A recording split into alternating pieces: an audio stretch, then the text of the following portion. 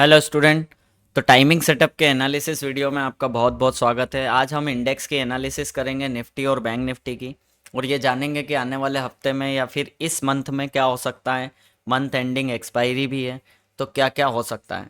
सबसे पहले हम रिव्यू कर लेते हैं कि लास्ट वीडियो में हमने बात की थी, लास्ट एनालिसिस में मैंने आपसे बात की थी कि अगर मार्केट अपने ऑल टाइम हाई को, यानी कि ये वाला जो रेजिस्टेंस है, इसको ब्रेक कर देता है 25,600 को, तो हम ये मान लेंगे कि 4 घंटे का टाइमिंग सेटअप ब्रेकआउट हो चुका है।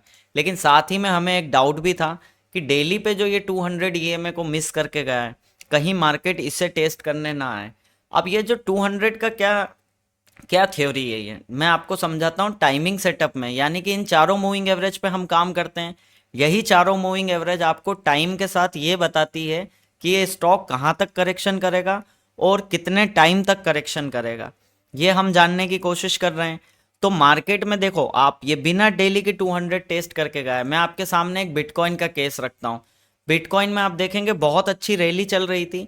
रैली आने के बाद क्या हुआ, मार्केट ने यहाँ से अपनी 200 ईएमए को मिस कर दी, छोड़ के चला गया। अब थ्योरी कहती है कि जब भी आप टाइमिंग सेटअप में किसी भी टाइम फ्रेम की 200 के पास आए, लेकिन अगर उसे टेस्ट करे बिना चले गए, तो थ्योरी कहती है आप अपने टॉप से या रेजिस्टेंस से वापस आओगे। ये कहती है थ्योरी। इसीलिए निफ्टी को लेके मैं थोड़ा सा इस चिंता में हूं कि अगर मार्केट वापस रिवर्स करता है तो कहीं ना कहीं वो डेली की 200 को टेस्ट करेगा। सेम केस हुआ, रेजिस्टेंस पे गया और स्पीड से बिटकॉइन ने टेस्ट किया। सेम केस आप देखोगे टीसीएस में।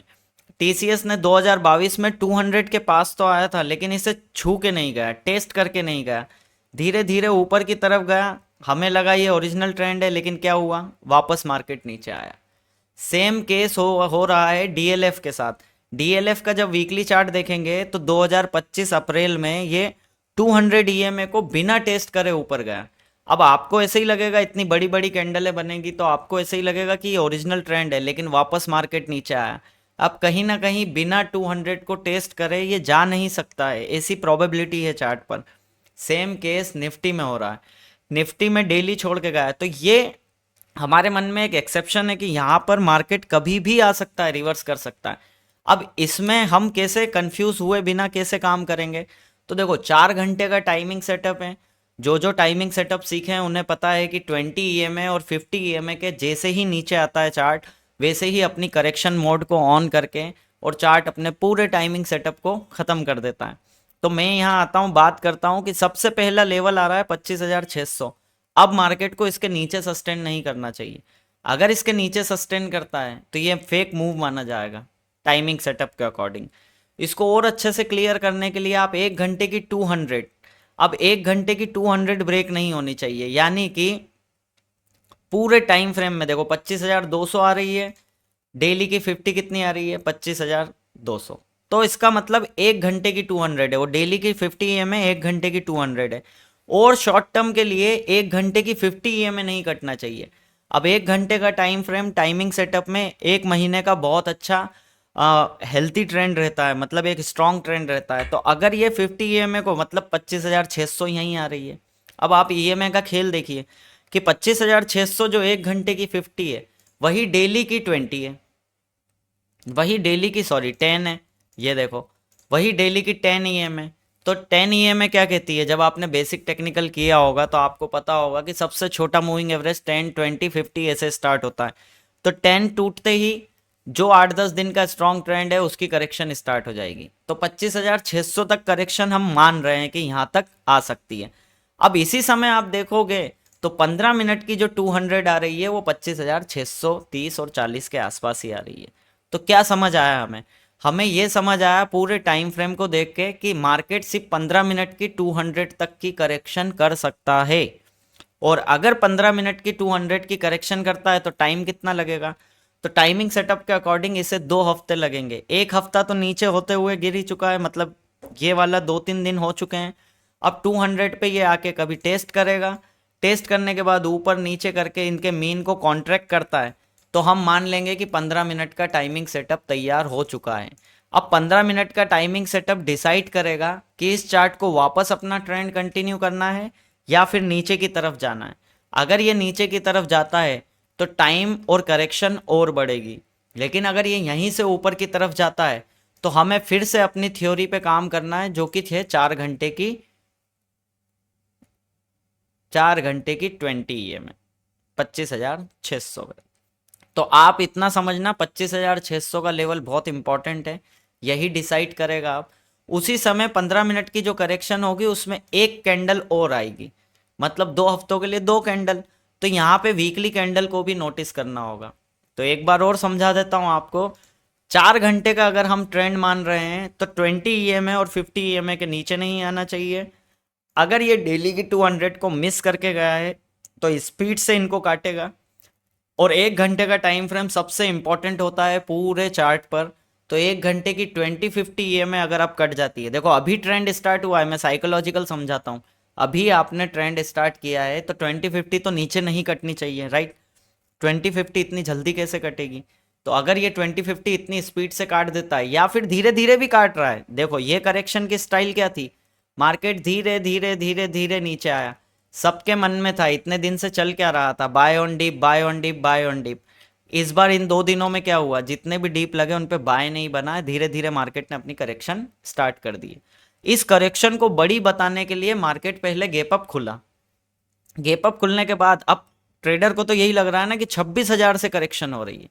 लेकिन करेक्शन तो गैप अप जो हुआ वो 200 पॉइंट कटे हैं और उसके बाद 200 पॉइंट कटे हैं। साथ ही में जब मैं 15 मिनट के चार्ट पे जाता हूं तो इस पूरे चार्ट पर ये लो पॉइंट है। तो टेक्निकल क्या कहता है कि अपने लास्ट पॉइंट को अगर आप तोड़ देते हो तो करेक्शन स्टार्ट हो जाती है। इसने इस पॉइंट को नीचे ब्रेक कर दिया है।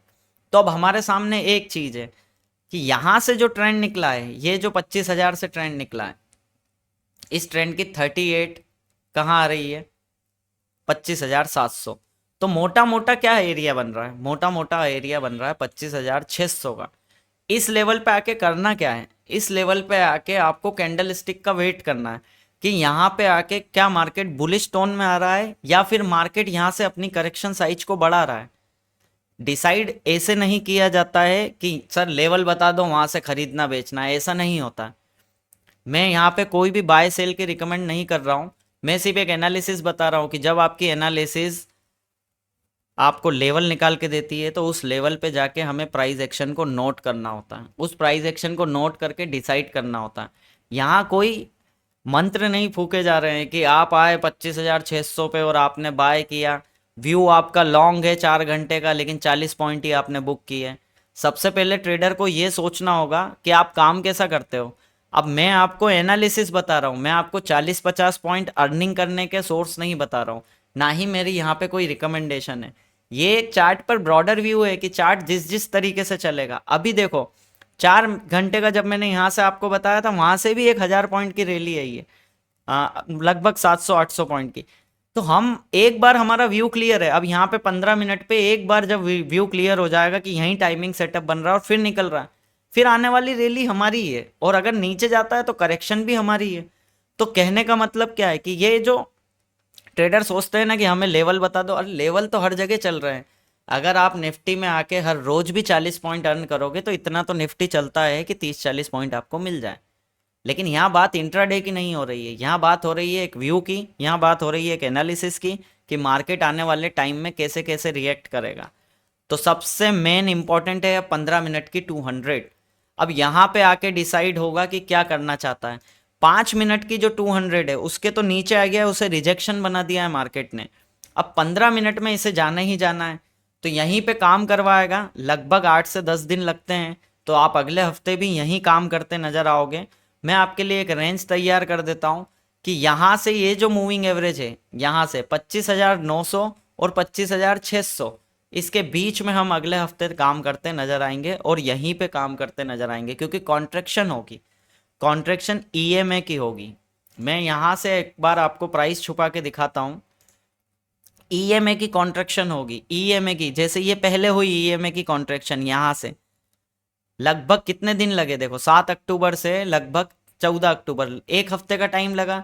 यहाँ पे भी 1 से 1.5 हफ्ते का टाइम लगेगा क्योंकि अभी मूविंग एवरेज दूर है।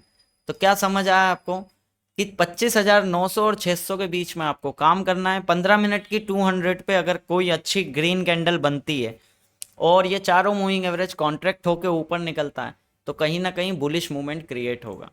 और अगर ये नीचे की तरफ जाता है तो ध्यान रहे 1 घंटे की 50 ईएमए नहीं कटना चाहिए। अगर 1 घंटे की 50 ईएमए नीचे ब्रेक हो गई, वो भी डिसाइसली, तो आप समझ जाना फिर ये स्टॉक वापस फिर ये चार्ट वापस 25,200 की तरफ मुड़ेगा।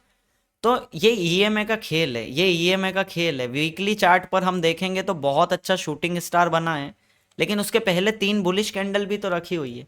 तो ज़्यादा से ज़्यादा ये वीकली की 20 तक आ सकता है, तो वो भी लगभग 25,200 300 आ रही है। तो पहले 600 तक करेक्शन होगी, इसी के साथ आप देखेंगे तो 25,600 पे पुराना रेजिस्टेंस भी आ रहा है। तो बेसिक टेक्निकल क्या कहता है, resistance turn into support if break resistance. अगर रेजिस्टेंस ब्रेक हो चुका है तो वो सपोर्ट का काम करेगा। तो सारा खेल 15 मिनट की 200 पे टिका हुआ, वहीं से नई नई एक स्थिति चालू होगी। ट्रेडर एक चीज ये भी कहते हैं, देखो जो ऊपर जा रहा है वो नीचे भी तो आएगा, करेक्शन होना तो स्वाभाविक है, लेकिन डिपेंड करता है कि क्या ये फेक मूव है। देखो एक चीज और समझो, मार्केट हर बार आपको, मार्केट साइकोलॉजिकल भी समझ लो, मार्केट कितने महीनों से इस रेंज में काम करा रहा है, क्या इतनी आसानी से ब्रेकआउट देगा? हर बार न्यूज़ पे चल रहा है और एक पॉजिटिव न्यूज़ पे अच्छा रिएक्ट करके दिखा रहा है। तो थोड़ी सी यहाँ साइकोलॉजिकल लेवल भी देखना कि इस मूव में स्टॉक तो चले नहीं, इस मूव में क्या होता है, इस मूव में अगर ये कंटिन्यू भी करता है तो कहाँ तक जाएगा। तो मार्केट में एक चीज और है, वीकली की 200 धीरे धीरे सपोर्ट के ऊपर आ रही है, तो कहीं ना कहीं मार्केट इस मूव को बहुत अच्छे से रिट्राइव करना पड़ेगा, हमें इस मूव को बहुत अच्छे से नोटिस करना होगा। तो मार्केट में ये जो ट्रेंड निकला है, मैं मना नहीं कर रहा हूँ कि बाय साइड नहीं जा सकता या सेल साइड, लेकिन 15 मिनट की जो 50 ईएम है, सॉरी डेली की जो 50 ईएम है, अब वो ब्रेक नहीं होनी चाहिए। अब ये चार्ट अगर ओरिजिनल ब्रेकआउट है तो टाइमिंग सेटअप हमारा कहता है 2050 पे आप ट्रेंड कंटिन्यू कर सकते हो, यानी कि अब जो करेक्शन होगी वो ज़्यादा से ज़्यादा 2050 बस यहीं तक होनी चाहिए। अगर ये ऊपर जाते ही 2050 को काट देगा तो फिर किस बात का ये ब्रेकआउट है। जैसे हमने बात की थी, हम आपने देखा होगा हमारा जो ग्रुप है उसमें हमने बात की थी आईएलसीपी की। आईएलसीपी पे क्या हुआ था, आईएलसीपी पे ये वीकली ब्रेकआउट हुआ था ये वाला। तब हम क्या देख रहे थे कि वीकली की 20 और 50 ब्रेकआउट नहीं होनी चाहिए, 20 सीधे ब्रेकआउट हो गई, जो पिछली मारू बोजू ब्रेकआउट की थी वो भी फेल हो गई।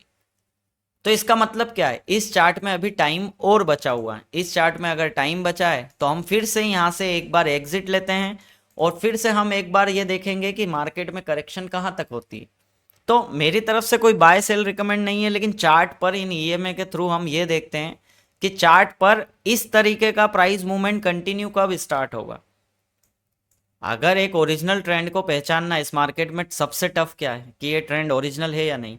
एक चीज़ समझो आप, अगर मैं आपको बोल दूं ये ट्रेंड ओरिजिनल है तो फिर कितना आसान हो जाएगा स्टॉक मार्केट, सपोर्ट पे खरीदना, सपोर्ट पे खरीदना, सपोर्ट पे खरीदना।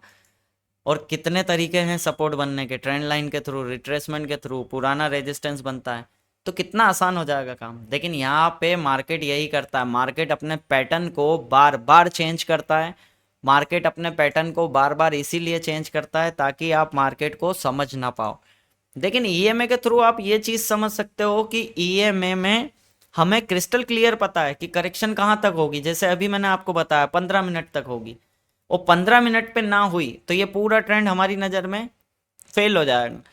अब इतनी श्योरिटी है आपको कि 15 मिनट आपको बताएगा। अब साथ ही में जिस चार्ट ने अपनी तीन तीन कैंडलों में इतना बड़ा मूवमेंट दिया है 700-800 पॉइंट का, क्या वो 2 कैंडल की करेक्शन नहीं कर सकता? अरे यहाँ एक डोजी बन गई ना, यहाँ पे एक डोजी बन गई ना, तो भी 15 मिनट के चार्ट पर ऑटोमेटिक ईएमए कॉन्ट्रैक्ट हो जाएंगी। तो क्या मार्केट रुक नहीं सकता?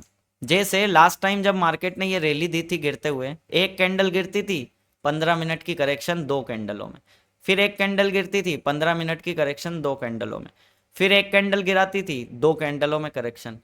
तो मार्केट का नेचर है, एक हफ्ते रुकना, एक हफ्ते चलना, 1 से 1.5 हफ्ते रुकना, फिर एक हफ्ते चलना, पूरा ही महीने मार्केट थोड़ी चलता। तो यहाँ पे एक डोजी या फिर एक कॉन्ट्रैक्शन की उम्मीद है, तो अगले हफ्ते हम 25,900 और 25,600 के बीच में काम कर सकते हैं। साथ ही में ये बैंक निफ्टी का चार्ट है, बैंक निफ्टी पे ये कैंडल बनी है और उसके बाद कैंडल आई है 10 ईएमए पे। अब डेली की ये 10 EM है, समझना। बैंक निफ्टी का पूरा काम कंप्लीट है। बैंक निफ्टी इंडेक्स अलग काम कर रहा है, पुराने ही रेजिस्टेंस सपोर्ट बन सकते हैं, तो वही सेम चीज 1 घंटे की 50 EM में टेस्ट हुई है। ये अगर ब्रेक डाउन हुई फिर से 1 घंटा आएगा, तो साथ ही में 15 मिनट पे ये जाके रुका है। तो अगर 15 मिनट की कॉन्ट्रेक्शन होती है तो ये भी निकल जाएगा यहाँ से, और अगर 15 मिनट की कॉन्ट्रेक्शन होकर नीचे जाता है तो साफ मतलब है करेक्शन की साइज और बढ़ेगी, टाइम और लगेगा। तो मार्केट कैसे चलते हैं, मार्केट एक रैली देते हैं और 2 हफ्ते तक खड़े रहते हैं। अगर उनका मन होता है तो 1 महीने की करेक्शन में, अगर उनका मन होता है तो 2 महीने की करेक्शन में, 2 महीने की करेक्शन करके निकलते हैं, फिर 15 दिन की करेक्शन। ऐसे करते हुए मार्केट अपने टाइम फ्रेम को कंप्लीट करता है।